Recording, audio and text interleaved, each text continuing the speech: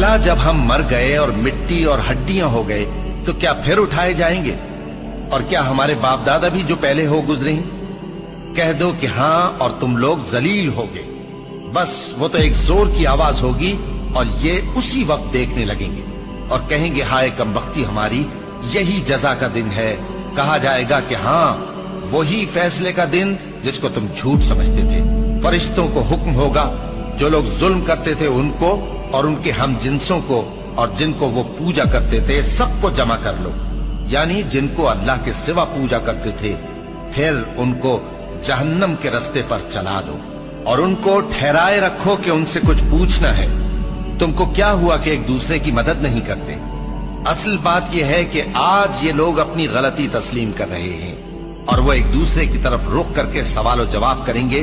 पैरोकार अपने पेशवाओं से कहेंगे कि तुम ही हमारे पास दाईं तरफ से